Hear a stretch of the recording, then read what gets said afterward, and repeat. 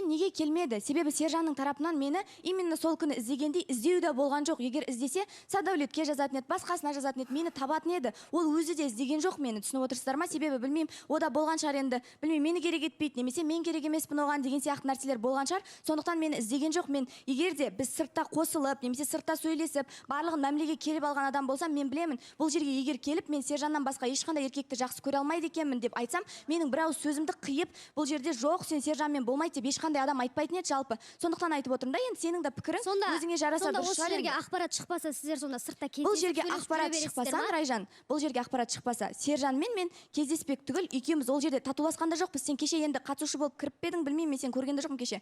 Байқаған жоқпын, просто мынандай әңгіме ғой. Кеше менің айтқан нәрсем, Сержан менен сұрады дедім. Тағы бір мүмкіндік бересің ба біздің қарым-қатынасқа? Екеуміз қосыла аламыз ба дегенде, мен үндемей сумкамды алдым да машинадан түсіп кеттім дедім. Егер екеуміз қосылып кеткен кезімізде, мен айтатын едім ол нәрсені деп тұрмын. Сен не үшін оны тартып отырсың тағы да? Мен айта салайыншы, Сержан. Енді Нұра айтып отыр ғой қазір, қай жақта болды, не істеп жүрді деп. Мен ойлаймын, әр нәрсеге бір нәрсе себепкер болады деп. Енді бұл бір кішігірім себепкер болды деп ойлаймын. Және де мен негізінде мен анандай болады ғой, бір адамдарда біреулер там определенный бір нәрседен қорқады, бір қорқыныш болады ғой іштей. Менде всегда арақатынасқа келген кезде мен жақындасам, бетімді қайтарып тастай ма деген бір қорқыныш тұрады менде ше. И мүмкін осы уақытқа дейін келмегенім менің осы жерге отырған кезде ғареке. Сондай нәрсе болып қалатын шығар деп айттым. Бірақ мен кеше айта кеттім. Мен бүкіл гордостьті, бүкіл намысты сырып тастадым да, не болса сол болсын дедім де, осы жаққа бірден келдім деп айтқан болады. Енді айта салайыншы, жақсы. Менің ойымша жауап естейтін уақыт келген сияқты Ақерке. Тыңдайық жауапты, ойланам дедіңіз кеше.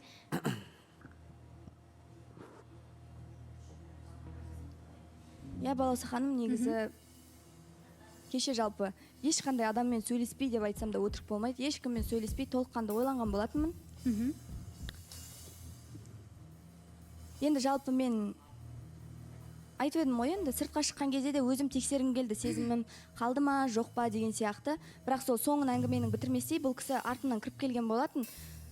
Сол кезде просто андай нәрсе болды да. Бұрынғы бір ыстық, махаббат, бұрынғы бір сезім, білмеймін, андай түріне қарағанда қуанып мәз болып тұратын едім да, ол нәрселерді мен сезе алмадым да. Кеше? Алдыңғы жолы кездескен уақытымызда. Бірақ енді кеше эфирға келгеннен кейін, енді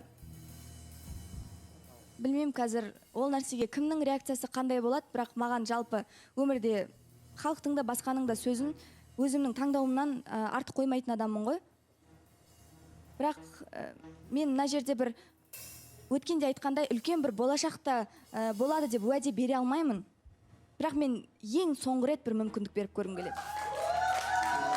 Бүкіл қазақ елінің алдында Сержанға да, қатысушылардың да міне көзі тұр. Осыдан кейін егер айырылысып кетіп жатсақ, мен ешқандай да бұл қарым-қатынасты бастау деген менің тарапымнан да, Сержанның тарапынан да уже болмайтынына сенімдімін. Себебі Сержан да уже шаршаған деп айтсам да болады негізі.